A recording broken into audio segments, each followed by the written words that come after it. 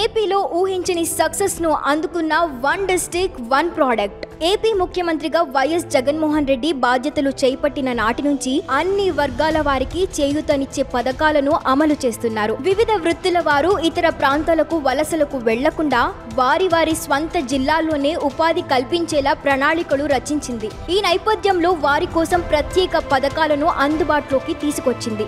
One district one product కార్యక్రమాన్ని తీసుకొచ్చింది. ఇది ప్రత్యేకించి చేతి వృత్తుల వారికి ఎంతో ప్రయోజనకరంగా ఉంటుంది. ఈ కార్యక్రమం కళాకారుల జీవనోపాధిని తీసుకొని వచ్చింది. ఉపాధి అవకాశాలను కల్పించడంలో ఈ కార్యక్రమం కీలక పాత్ర పోషించింది.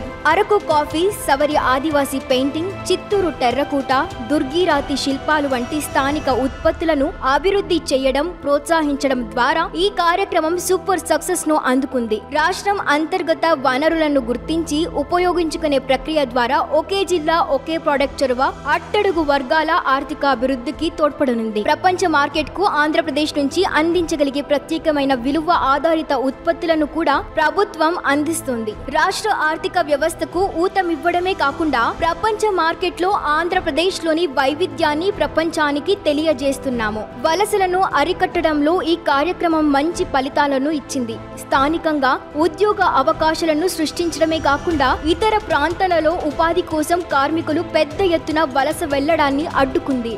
యూనిట్ మాల్ నిర్మాణం కోసం ఏపీ ప్రభుత్వం చేసిన పనులను కూడా మర్చిపోకూడదు. విశాఖపట్నంలో 5 ఎకరాల భూమిని ఏపీ ప్రభుత్వం కేటాయించింది. Unit mall one district one product కోసం dynamic market plus exhibition centre గా మారింది.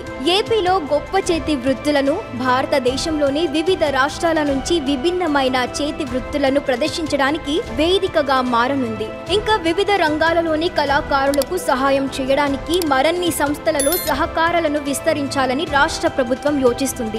ఏపీలో ఓడిఓపి చొరవ సాంస్కృతిక వారసత్వాన్ని సంరక్షించడానికేనని స్పష్టంగా తెలుస్తోంది.